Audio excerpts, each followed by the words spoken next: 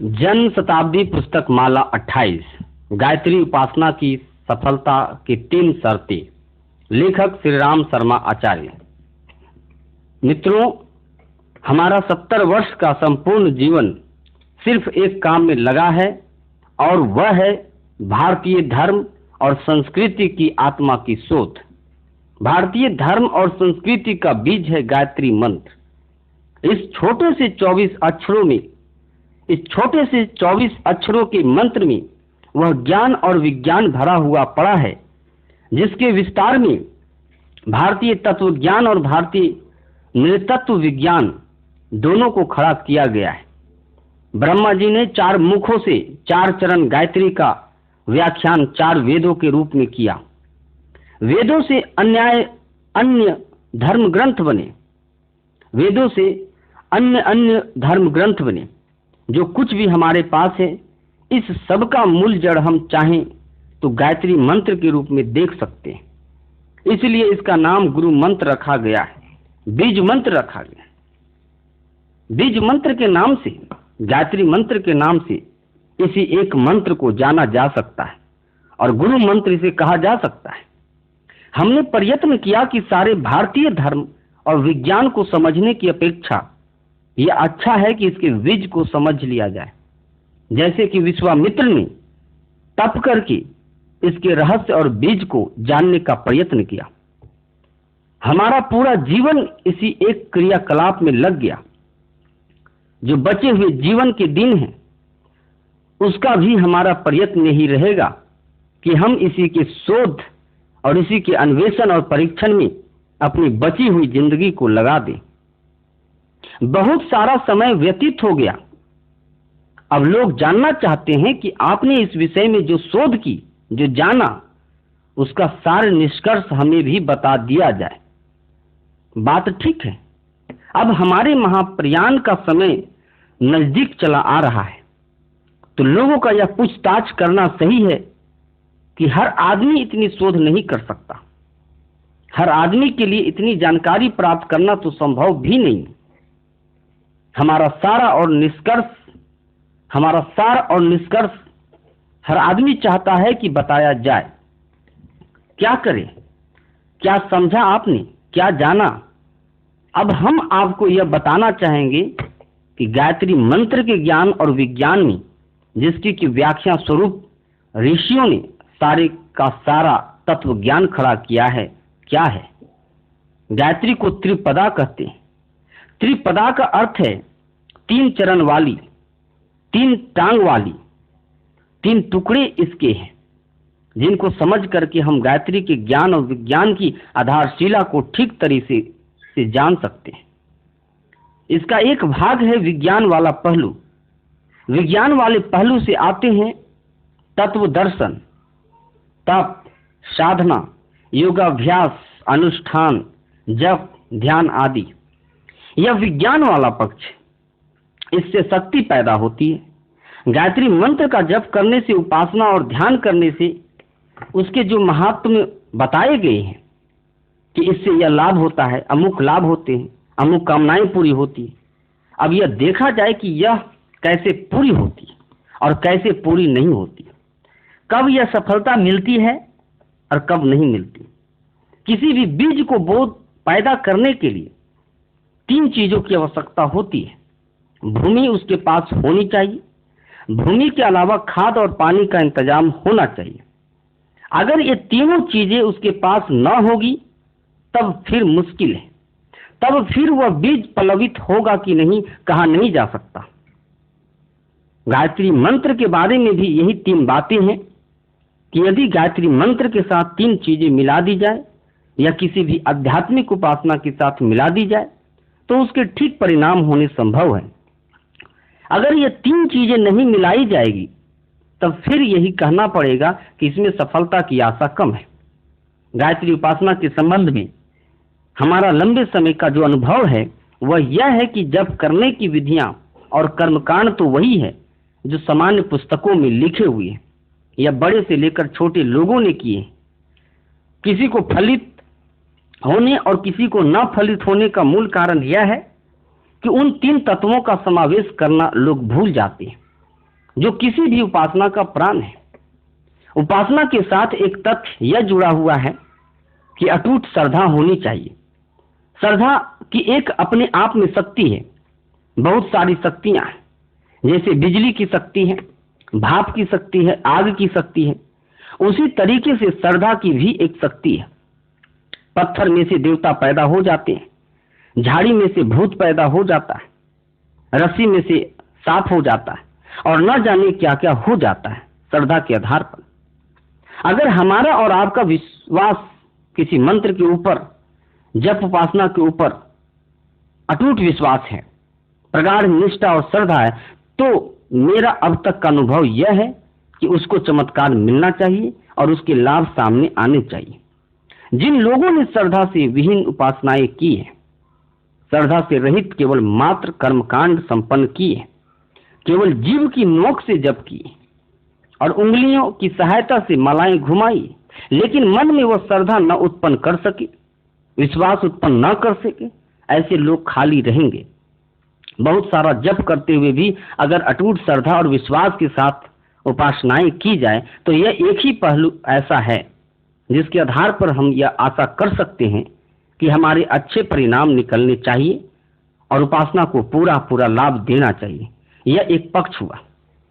दूसरा, उपासना को सफल बनाने के लिए परिष्कृत व्यक्तित्व का होना नितांत आवश्यक है। परिष्कृत व्यक्तित्व का मतलब यह है कि आदमी चरित्रवान हो, लोक सेवी हो, सदाचारी हो, संयमी हो, अपने व्यक्तिगत जीवन को श्रेष्ठ और समुन्नत बनाने वाला हो। अब तक ऐसे ही लोगों की सफलताएं मिली। अध्यात्म का लाभ स्वयं पाने और दूसरों को दे सकने में केवल वही साधक सफल हुए हैं जिन्होंने कि जब उपासना के कर्मकांडों के सिवाय अपने व्यक्तिगत जीवन को शालीन, समुन्नत, श्रेष्ठ और परिष्कृत बनाने का प्रयत्न किया है। संयमी व्यक्ति, सदाचारी व्यक्ति जो भी जप करते हैं, उपासना करते हैं, उनकी प्रत्येक उपासना सफल हो जाती है। दुराचारी आदमी, दुष्ट आदमी, नीच, पापी और पतित आदमी भगवान का नाम लेकर यदि चाहे तो पार नहीं हो सकते। भगवान का नाम लेने का परिणाम यह होना चाहिए कि आदमी का व्यक्तित्व सही हो और वह शुद्ध बने। अगर व्यक्ति को शुद्ध और समुन्नत बनाने में राम नाम सफल नहीं हुआ तो जानना चाहिए कि उपासना की विधि में बहुत भारी भूल रह गई और नाम के साथ में काम करने वाली बात को भुला दिया गया। परिष्कृत व्यक्तित्व उपासना का दूसरा वाला पहलू है। गायत्री उपासना के संबंध में अथवा अन्य उपासनाओं के संबंध में तीसरा हमारा अब तक का अनुभव यह है कि उच्च स्तरीय जप और उपासनाएं तब तक सफल होती है जबकि आदमी का दृष्टिकोण और महत्वाकांक्षाएं भी ऊंची हो। घटिया उद्देश्य लेकर के, निकृष्ट कामनाएं और वासनाएं लेकर के अगर भगवान की उपासना की जाए और देवता का द्वार खटखटाया जाए तो देवता सबसे पहले कर्मकांडों की विधि और विधानों की देखने की अपेक्षा यह मालूम करने की कोशिश करते हैं कि उसकी उपासना का उद्देश्य क्या है, किस काम के लिए करना चाहता है। अगर उन्हीं कामों के लिए जिसमें कि आदमी को अपनी मेहनत और परिश्रम के द्वारा कमाई करनी चाहिए, उसको सरल और सस्ते तरीके से पूरा करने के लिए देवताओं का पल्ला खटखटाता है तो वे उसके व्यक्तित्व के बारे में समझ जाते हैं कि यह कोई घटिया आदमी है और घटिया काम के लिए हमारी सहायता चाहता है। देवता भी बहुत व्यस्त है। देवता सहायता तो करना चाहते हैं, लेकिन सहायता करने से पहले यह तलाश करना चाहते हैं कि हमारा उपयोग कहाँ किया जाएगा, किस काम के लिए किया जाएगा। यदि घटिया काम के लिए उसका उपयोग किया जाने वाला है तो वे कदाचित ही कभी किसी के साथ सहायता करने को तैयार होते हैं। ऊंचे उद्देश्यों के लिए देवताओं ने हमेशा सहायता की है। मंत्र शक्ति और भगवान की शक्ति केवल उन्हीं लोगों के लिए सुरक्षित रही है जिनका दृष्टिकोण ऊंचा रहा है, जिन्होंने किसी अच्छे काम के लिए, ऊंचे काम के लिए भगवान की सेवा और सहायता चाहिए, उनको बराबर सेवा और सहायता मिली है। इन तीनों बातों को हमने प्राणपन से प्रयत्न किया और हमारी गायत्री उपासना में प्राण संचार होता चला गया। प्राण संचार अगर होगा तो हर चीज प्राणवान और चमत्कारी होती चली जाती है और सफल होती जाती है। हमने अपने व्यक्तिगत जीवन में 24 लाख के 24 साल में 24 महापुरुष चरण किए जप और अनुष्ठानों की विधियों को संपन्न किया, सभी के साथ जो नियमों पर नियम थे उनका पालन किया। यह भी सही है, लेकिन हर एक को यह ध्यान रहना चाहिए कि हमारी उपासना में कर्म कांडों का, विधि विधानों का जितना ज्यादा स्थान है, उससे कहीं ज्यादा स्थान इस बात के ऊपर है कि हमने उन 3 बातों को जो आध्यात्मिकता की प्राण समझी जाती है उन्हें पूरा करने की कोशिश की है। अटूट श्रद्धा और अडिग विश्वास गायत्री माता के प्रति रख करके और उसकी उपासना के संबंध में अपनी मान्यता और भावना रख करके प्रयत्न किया है और उसका परिणाम पाया है। व्यक्तित्व को भी जहां तक संभव हुआ है परिष्कृत करने के लिए पूरी कोशिश की है। एक ब्राह्मण को और एक भगवान के भक्त को जैसा जीवन जीना चाहिए, हमने भरसक प्रयत्न किया है कि उसमें किसी तरह से कमी न आने पाए। उसमें पूरी सावधानी हम बरतते रहे हैं। अपने आप को धोबी के तरीके से धोने में और धुनिये के तरीके से धुनने में हमने आगा पीछा नहीं किया है। यह हमारी उपासना को फलित और चमत्कृत बनाने का एक बहुत बड़ा कारण रहा है। उद्देश्य हमेशा से ऊंचा रहे। उपासना हम किस काम के लिए करते हैं, हमेशा यह ध्यान बना रहे। पीड़ित मानवता को ऊंचा उठाने के लिए, देश, धर्म, समाज और संस्कृति को समुन्नत बनाने के लिए हम उपासना करते हैं, अनुष्ठान करते हैं, भगवान की प्रार्थना करते हैं। भगवान ने देखा कि किस नियत से यह आदमी कर रहा है। भगीरथ की नियत को देख करके गंगा जी स्वर्ग से पृथ्वी पर आने के लिए तैयार हो गई थी और शंकर भगवान उनकी सहायता करने के लिए तैयार हो गए थे। हमारे संबंध में भी ऐसा ही हुआ। ऊंचे उद्देश्यों को सामने रख करके चले तो दैवी शक्तियों की भरपूर सहायता मिली। हमारा अनुरोध यह है कि जो कोई भी आदमी यह चाहते हो कि हमको अपनी उपासना को सार्थक बनाना है, तो उन्हें इन 3 बातों को बराबर ध्यान में रखना चाहिए। हम देखते हैं कि अकेला बीज बोना सार्थक नहीं हो सकता, उससे सब फसल नहीं आ सकती। फसल कमाने के लिए बीज 1, भूमि 2 और खाद पानी 3, इन तीनों चीजों की जरूरत है। निशाना लगाने के लिए बंदूक 1, कारतूस 2 और निशाना लगाने वाले का अभ्यास 3, ये तीनों होगी तब बात बनेगी। मूर्ति बनाने के लिए पत्थर 1, छेनी हथौड़ा 2 और मूर्ति बनाने की कलाकारिता 3। लेखन कार्य के लिए कागज, स्याही और शिक्षा, तीनों चीजों की जरूरत होती है। मोटर चलाने के लिए मोटर की मशीन, तेल और ड्राइवर, तीनों चीजों की जरूरत है। इसी तरीके से उपासना के चमत्कार अगर किन्हीं को देखने हो, उपासना की सार्थकता की परख करनी हो, तो इन तीनों बातों को ध्यान में रखना पड़ेगा जो हमने अभी निवेदन किया। उच्च स्तरीय दृष्टिकोण, परिष्कृत व्यक्तित्व और अटूट श्रद्धा विश्वास, इन तीनों को मिलाकर के जो कोई भी आदमी उपासना करेगा, निश्चय पूर्वक और विश्वास पूर्वक हम कह सकते हैं कि आध्यात्मिकता के तत्व विज्ञान का जो कुछ भी महात्म बताया गया है कि आदमी स्वयं लाभान्वित होता है, समर्थ बनता है, शक्तिशाली बनता है, शांति पाता है, स्वर्ग मुक्ति जैसा लाभ प्राप्त करता है और दूसरों की सेवा सहायता करने में समर्थ होता है, सही है। गायत्री मंत्र के संबंध में हम यही प्रयोग और परीक्षण आजीवन करते रहे और पाया कि गायत्री मंत्र सही है, शक्तिमान है, सब कुछ उसके भीतर है। लेकिन तभी जब गायत्री मंत्र के बीज को तीनों चीजों से समन्वित किया जाए, उच्च स्तरीय दृष्टिकोण, अटूट श्रद्धा विश्वास और परिष्कृत व्यक्तित्व, ये जो करेगा पूरी सफलता पाएगा। हमारे अब तक के गायत्री उपासना संबंधी अनुभव यही है कि गायत्री मंत्र के बारे में जो तीनों बातें कही जाती है पूर्णतः सही है। गायत्री को कामधेनु कहा जाता है, यह सही है। गायत्री को कल्प वृक्ष कहा जाता है, यह सही है। गायत्री को पारस कहा जाता है, इसको छू करके लोहा सोना बन जाता है, यह सही है। गायत्री को अमृत कहा जाता है, जिसको पी करके अजर और अमर हो जाते हैं, यह भी सही है। यह सब कुछ सही उसी हालत में है जबकि गायत्री रूपी कामधेनु को चारा भी खिलाया जाए, पानी पिलाया जाए, उसकी रखवाली भी की जाए। गाय को चारा आप खिलाएं नहीं और दूध पीना चाहें तो यह कैसे संभव होगा? पानी पिलाए नहीं, ठंड से उसका बचाव करे नहीं तो कैसे संभव होगा? गाय दूध देती है, यह सही है, लेकिन साथ साथ में यह भी सही है कि इसको परिपुष्ट करने के लिए, दूध पाने के लिए उन 3 चीजों की जरूरत है जो कि मैंने अभी आपसे निवेदन किया। यह विज्ञान पक्ष की बात हुई। अब ज्ञान पक्ष की बात आती है। यह मेरा 70 वर्ष का अनुभव है कि गायत्री के 3 पाद, 3 चरण में 3 शिक्षाएं भरी हैं, और ये तीनों शिक्षाएं ऐसी है कि अगर उन्हें मनुष्य अपने व्यक्तिगत जीवन में समाविष्ट कर सके तो धर्म और अध्यात्म का सारे का सारा रहस्य और तत्व ज्ञान का उसके जीवन में समाविष्ट होना संभव है। 3 पक्ष त्रिपदा गायत्री है। पहला आस्तिकता, दूसरा आध्यात्मिकता, तीसरा धार्मिकता। इन तीनों को मिलाकर के त्रिवेणी संगम बन जाता है। ये क्या है तीनों? पहला है आस्तिकता। आस्तिकता का अर्थ है ईश्वर का विश्वास।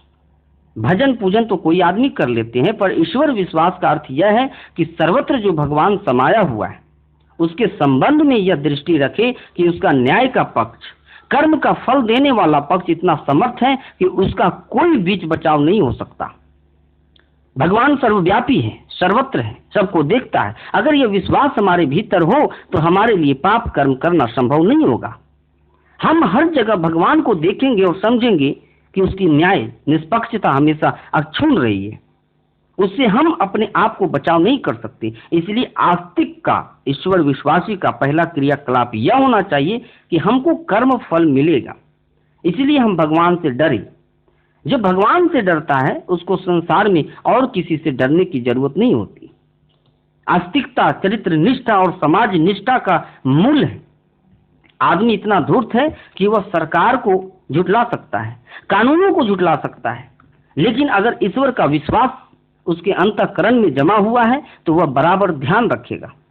हाथी के ऊपर अंकुश जैसे लगा रहता है, आस्तिकता का अंकुश हर आदमी को ईमानदार बनने के लिए, अच्छा बनने के लिए प्रेरणा करता है, प्रकाश देता है। ईश्वर की उपासना का अर्थ है जैसा ईश्वर महान है वैसे ही महान बनने के लिए हम कोशिश करें। हम अपने आप को भगवान में मिलाएं। यह विराट विश्व भगवान का रूप है और हम इसकी सेवा करें, सहायता करें और इस विश्व उद्यान को समुन्नत बनाने की कोशिश करें, क्योंकि हर जगह भगवान समाया हुआ है, सर्वत्र भगवान विद्यमान है। यह भावना रखने से आत्मवत् सर्वभूतेषु की भावना मन में पैदा होती है। गंगा जिस तरीके से अपना समर्पण करने के लिए समुद्र की ओर चल पड़ती है, आस्तिक व्यक्ति, ईश्वर का विश्वासी व्यक्ति भी अपने आप को भगवान में समर्पित करने के लिए चल पड़ता है। इसका अर्थ यह हुआ कि भगवान की इच्छाएं मुख्य हो जाती है। व्यक्तिगत महत्वाकांक्षाएं, व्यक्तिगत कामनाएं भगवान की भक्ति समाप्त कराती है और यह सिखाती है कि ईश्वर के संदेश, ईश्वर की आज्ञाएं ही हमारे लिए सब कुछ होनी चाहिए। हमें अपनी इच्छा भगवान पर थोपने की अपेक्षा भगवान की इच्छा को अपने जीवन में धारण करना चाहिए। आस्तिकता के ये बीज हमारे अंदर जमे हुए हो तो जिस तरीके से वृक्ष से लिपटकर बेल उतने ही ऊंची हो जाती है जितना कि ऊंचा वृक्ष है, उसी प्रकार से हम भगवान की ऊंचाई के बराबर ऊंचे चढ़ सकते हैं। जिस तरीके से पतंग अपनी डोरी बच्चे के हाथ में थमाकर आसमान में ऊंची उड़ती चली जाती है, जिस तरीके से कठपुतली के धागे बाजीगर के हाथ में बंधे रहने से कठपुतली अच्छे से अच्छा नाच तमाशा दिखाती है, उसी तरीके से ईश्वर का विश्वास, ईश्वर की आस्था अगर हम स्वीकार करें, हृदयंगम करें और अपने जीवन की दिशा धाराएं भगवान के हाथ में सौंप दें, अर्थात भगवान के निर्देशों को ही अपनी आकांक्षाएं मान ले, तो हमारा उच्च स्तरीय जीवन बन सकता है और हम इस लोक में शांति और परलोक में सद्गति प्राप्त करने के अधिकारी बन सकते हैं। आस्तिकता गायत्री मंत्र की शिक्षा का पहला वाला चरण है। इसका दूसरा वाला चरण है आध्यात्मिकता। आध्यात्मिकता का अर्थ होता है आत्मोल्लंघन, अपने आप को जानना, आत्मबोध, आत्मा वरारे ज्ञातव्य, आत्मा वारे ज्ञातव्य अर्थात अपने आप को जानना। अपने आप को न जानने से हम बाहर बाहर भटकते रहते हैं। कई अच्छी आकांक्षाओं को पूरा करने के लिए अपने दुखों का कारण बाहर तलाश करते फिरते रहते हैं, जानते नहीं कि हमारी मन स्थिति के कारण ही हमारी परिस्थितियां उत्पन्न होती है। अगर हम ये जान पाएं तब फिर अपने आप को सुधारने के लिए कोशिश करें। स्वर्ग और नरक हमारे ही भीतर है।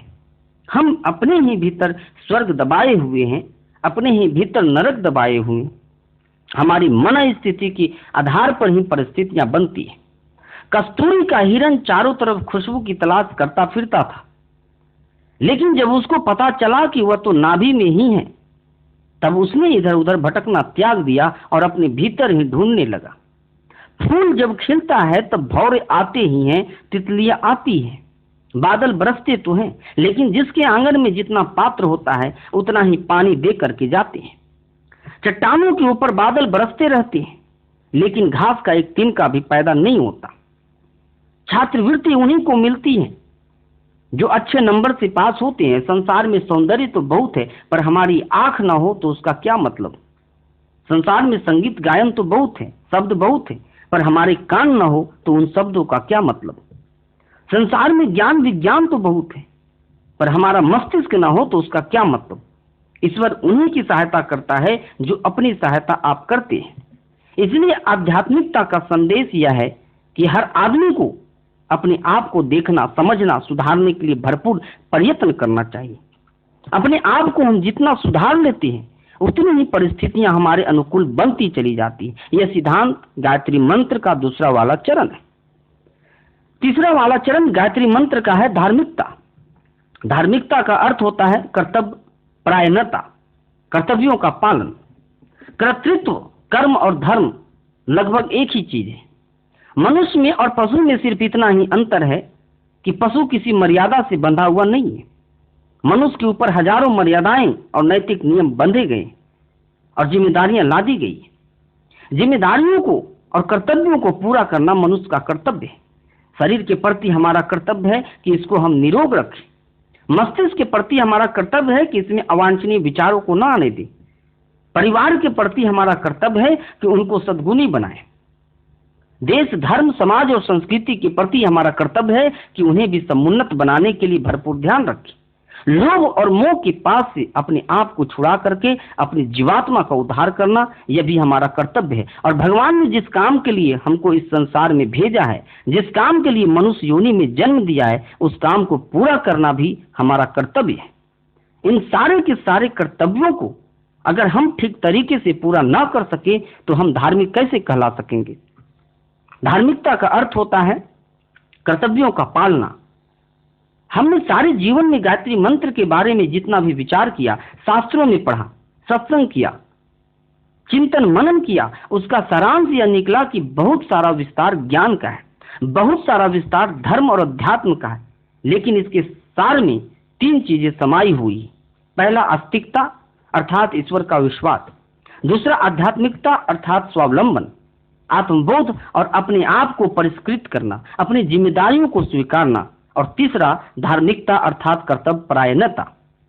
कर्तव्य परायण, स्वावलंबी और ईश्वर परायण कोई भी व्यक्ति गायत्री मंत्र का उपासक कहा जा सकता है, और गायत्री मंत्र के ज्ञान पक्ष के द्वारा जो शांति और सद्गति मिलनी चाहिए उसका अधिकारी बन सकता है। हमारे जीवन के यही निष्कर्ष है। विज्ञान पक्ष में 3 धाराएं और ज्ञान पक्ष में 3 धाराएं, इनको जो कोई प्राप्त कर सकता हो गायत्री मंत्र की कृपा से निहाल बन सकता है और ऊंची से ऊंची स्थिति प्राप्त करके इसी लोक में स्वर्ग और मुक्ति का अधिकारी बन सकता है। ऐसा हमारा अनुभव, ऐसा हमारा विचार और ऐसा हमारा विश्वास है। आस्तिकता, आध्यात्मिकता और धार्मिकता। हलवाई की दुकान पर अनेक मिठाइयां रखी रहती है, पर विश्लेषण करने पर उनमें 3 ही वस्तुएं घुली मिली दिखाई पड़ती है। एक शक्कर, दूसरा दूध, तीसरा अन्न। यह बनाने वाले की कुशलता है कि वह उन्हें उलट पुलट कर अनेक रूपों में और अनेक स्वादों वाली बना देता है। तत्व ज्ञान की दार्शनिक विवेचनाओं में ईश्वर, जीव, प्रकृति की विवेचना होती रहती है। मनुष्यों में भक्ति योग, ज्ञान योग एवं कर्म योग को आत्मिक प्रगति का आधार निरूपित किया जाता है। इन्हीं विभिन्न प्रतिपादन शैलियों का यदि एकीकरण किया जाए तो वे प्रकारांतर से उन्हीं मूल प्रतिपादनों में समा जाती है, जो अध्यात्म के त्रिवर्ग प्रतिपादनों में आधारभूत माने जाते हैं। तत्व ज्ञान रूपी समुद्र मंथन के इस नवनीत को आस्तिकता, आध्यात्मिकता और धार्मिकता के रूप में जाना जाता है। यह मानवीय सत्ता के 3 कलेवर हैं, स्थूल, सूक्ष्म और कारण शरीर, तथा इन्हीं काया, मानस एवं अंतःकरण भी कहते हैं। इन तीनों के अभ्युदय हेतु सम्मिलित प्रयत्न एक साथ करने पड़ते हैं। वे मिले जुले रूप में विकसित होते हैं। ऐसा नहीं होता कि एक ही को पूरा कर लेने पर दूसरे को हाथ में लिया जाए। जीवन निर्वाह के लिए अन्न, जल, वायु की व्यवस्था जुटानी पड़ती है और वह साथ साथ प्रयुक्त होती रहती है। यह बात आत्मिक प्रगति के त्रिविध आधारों के संबंध में भी है। आस्तिकता का अर्थ है ईश्वर विश्वास। इसे अंतराल की गहराई में जमाने के लिए भक्ति भाव का आश्रय लेना पड़ता है। यह विश्वास मनोकामना पूरी करने या प्रकट होकर दर्शन देने जैसी बचकाने बाल कौतुक के लिए नहीं, वरन सत प्रवृत्तियों की समन्वित समुच्चय की सघन आस्थाओं के रूप में अपना लिए जाने पर संपन्न होता है। ईश्वर के प्रति समर्पण, विसर्जन, विलय का तात्पर्य है उत्कृष्टता के साथ अपने आप को साधन रूप से जोड़ लेना। कठपुतली की तरह अंतरात्मा रूपी बाजीगर के इशारे पर अपने अंतरंग और बहिरंग जीवन को ढालना, अपने ज्ञान कर्म को इसी निमित्त नियोजित किए रहना। ईश्वर व्यक्ति विशेष की तरह शरीरधारी नहीं है। ईश्वर व्यक्ति विशेष की तरह शरीरधारी नहीं है जिसे उपहार मनुहार द्वारा अपनी ओर आकर्षित किया जा सके और उससे मनमर्जी के क्रियाकृत कराए जा सके। समस्त ऋषि नियम अनुशासन के परिपालन से ही गतिशील रहकर अपना अस्तित्व बनाए हुए हैं। यह अनुशासन ईश्वर ने अपने ऊपर भी स्वेच्छापूर्वक ओढ़ा है। वह अपनी मनमर्जी से या भक्त की मर्जी से स्वेच्छाचार बरतने लगे तो समझना चाहिए बेबुझ राजा की शासन परिधि अंधेर नगरी बने बिना न रहेगी, जहां सर्वत्र अराजकता ही दृष्टिगोचर होगी। ईश्वर की सत्ता और महत्ता पर विश्वास करने का अर्थ है उत्कृष्टता के साथ जुड़ने और सत परिणामों पर, सद्गति पर, सर्वतोमुखी प्रगति पर विश्वास करना। आदर्शवादिता अपनाने पर इस प्रकार की परिणति सुनिश्चित रहती है, किंतु कभी कभी उसकी उपलब्धि में देर सवेर होती देखी जाती है। ऐसे अवसरों पर ईश्वर विश्वासी विचलित नहीं होते, धैर्यपूर्वक प्रतीक्षा करते हैं और विश्वास बनाए रहते हैं। दिव्य सत्ता के साथ भक्ति जितनी सघनता के साथ जुड़ेगा, उसके अनुशासन अनुबंधों का जितनी ईमानदारी और गहराई के साथ पालन करेगा, उतना ही उसका कल्याण होगा। आस्तिक न तो याचना करता है और न अपनी पात्रता से अधिक पाने की अपेक्षा ही करता है। उसकी कामना भावना के रूप में विकसित होती है, भाव संवेदना फलित होती है तो आदर्शों के प्रति आस्थावान बनाती है। तनिक सा दबाव या प्रलोभन आने पर फिसल जाने से रोकती है।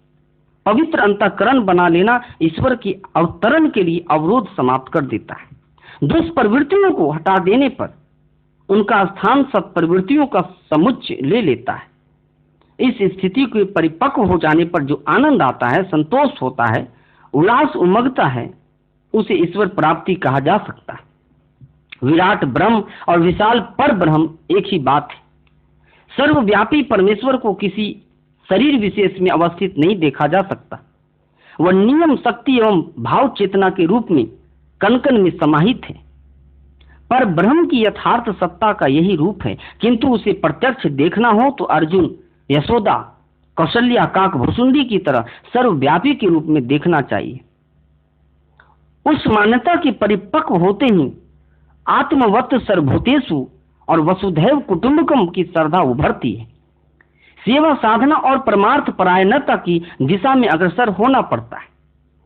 आस्तिकता कोई भावुकता नहीं है। किसी प्रतिमा की अर्चना भर करते रहने से वह प्रयोजन पूरा नहीं होता। भक्ति भावना भक्त जन के चिंतन, चरित्र और व्यवहार में उच्च स्तरीय परिवर्तन प्रस्तुत करती है। यह मनुष्य को देव स्तर का बना देने वाला कायाकल्प ही भगवत भक्ति का यथार्थ स्वरूप है। अध्यात्म का दूसरा चरण है आध्यात्मिकता। आध्यात्मिकता का अर्थ है आत्मोल्लंघन। बहिरंग परिस्थितियों का मूलभूत कारण अपनी मन स्थिति को मानना, आत्मसत्ता की गरिमा, महिमा और क्षमता को अनुभव करना, दूसरों से संपर्क रखना, आदान प्रदान का कर्म चलाते रहने में हर्ज नहीं, पर विश्वास रखना चाहिए कि उत्थान पतन की परिपूर्ण जिम्मेदारी अपनी ही है। अकेले ही आए थे, अकेले ही जाना है। इस तथ्य के साथ इतना और जोड़ना चाहिए कि एकाकी निश्चय करना और संकल्प को पूरा करने के लिए एकाकी ही कटिबद्ध एवं अग्रसर होना है। उत्कृष्टता का मार्ग ही ऐसा है जिस पर चलने के लिए प्रोत्साहन देने वाले, मार्ग दिखाने और सहयोग देने वाले पराया दूसरे लोग नहीं ही मिलते। लोकमानस संकीर्ण स्वार्थपरता से भरा है। लोगों की मान्यता, विचारना और क्रिया प्रतिक्रिया अधोगामी प्रवाह में ही बढ़ती रहती है। उसका परामर्श मानने, अनुकरण करने पर तो व्यामोह के जाल जंजाल में ही जकड़े रहा जा सकता है। पक्षी अपने पंखों के सहारे आसमान में उड़ते हैं, उन्हें न कोई मार्गदर्शन देता है और न सहयोग देता है। शालीनता, सज्जनता, उदारता और पुण्य परमार्थ का मार्ग भी ऐसा है जिस पर किसी प्रशिक्षक या सहयोगी की आशा नहीं रखनी चाहिए। इनमें अपना विवेक, अपना संयम, अपना संकल्प एवं अपना साहस ही काम देता है। प्रामाणिकता और शालीनता की कसौटी पर कस लेने के उपरांत ही अन्य लोग आदर करते, समर्थन करते और सहयोग देखते गए हैं और सहयोग देते देखे गए हैं। अन्यथा गिरते को अधिक जोर का धक्का देकर गहरे गर्त में गिराने वाले तथा कथित मित्रों की ही सर्वत्र भरमार पाई जाती है। गुरुत्वाकर्षण की तरह पतन का प्रभाव एवं वातावरण ही सब ओर छाया रहता है। इस दबाव से उभरना और अंतरात्मा की उत्कृष्ट प्रेरणाओं का अनुगमन कर सकना अपने बलबूते ही बन पड़ता है। गीता के परामर्श अनुसार अपना उद्धार आप ही करना पड़ता है। अवसाद से अपने को बचा लेने के लिए प्रचंड साहस का परिचय स्वयं ही देना पड़ता है। मनुष्य स्वयं ही अपना शत्रु और मित्र है। जिसने आत्मोल्लंघन अपनाया और अपने पैरों के बलबूते अपने मार्ग पर एकाकी चल पड़ा, वही मंजिल तक पहुंचता है। रास्ते में चलने वाले तो हर मार्ग पर मिल जाते हैं। जब पतन मार्ग पर अनेकों साथी मिल जाते हैं तो कोई कारण नहीं कि ऊंचा उठाने और आगे बढ़ने के प्रयास में कोई साथ न दे। संसार में बहुत कुछ है, पर उसे खींच बुलाने और हजम करने के लिए तो अपनी निज की चुंबकीय क्षमता ही काम देती है। आंख न हो तो संसार के समस्त दृश्य समाप्त, कान न हो तो संसार भर के शब्दों का अंत, अपना मस्तिष्क काम न दे तो समस्त संसार पागल। अपना दृष्टिकोण रंगीन चश्मे की तरह किसी सनक से सना हुआ हो तो हर वस्तु उसी रंग में रंगी हुई दिखाई देगा। इसलिए आत्मनिरीक्षण, आत्म सुधार, आत्मनिर्माण और आत्म विकास की प्रक्रिया अपनाते हुए साधक को आत्मोल्लंघन अपनाना चाहिए। एकाकी चल सकने का साहस जुटाना चाहिए। यही आध्यात्मिकता है, जिसे अध्यात्म का दूसरा चरण जाना माना जाता है। तीसरा चरण है धार्मिकता। धार्मिकता का अर्थ है कर्तव्य परायणता, नीति निष्ठा और उदार सेवा साधना के इर्द गिर्द ही धर्म की धुरी घूमती है। उसके अविच्छिन्न अंग है आत्म संयम और परमार्थ के निमित्त बढ़े चढ़े संकल्प साहस का प्रदर्शन। उच्च श्रृंखलता पशु प्रवृत्ति की परिचायक है। स्वेच्छाचार कीट पतंगों को ही शोभा देता है। अपराध अनाचारों में संलग्न रहने वाले शैतान की औलाद कहे जाते हैं। मनुष्य का स्तर इससे ऊंचा है। उसकी गरिमा नीति निष्ठा और शालीनता पर टिकी हुई। इसको कर्तव्य परायणता भी कहते हैं। जिम्मेदारियों का निर्वाह भी, शरीर को स्वस्थ रखना, मन को संतुलित बनाना, उसे मनोविकारों से बचाना, अर्थोपार्जन में ईमानदारी बरतना, मिल बांटकर खाना, हंसते हंसाते जीना, गिरतों का उठाना, ऊँटों को बढ़ाना जैसे अनेक दायित्व निजी जीवन के साथ जुड़े हुए। विशेषतया सत् प्रवृत्तियों का संवर्धन और दुष्प्रवृत्तियों का उन्मूलन, इन दोनों प्रयासों को हाथ में लेने पर निर्क्षीर विवेक और अनीति के साथ लड़ पड़ने की साहसिकता अपनानी पड़ती है। कर्तव्य पालन की महत्ता बताते हुए उसे प्रकारांतर से ईश्वर पूजा का ही एक स्वरूप बताया गया है। ओम शांति।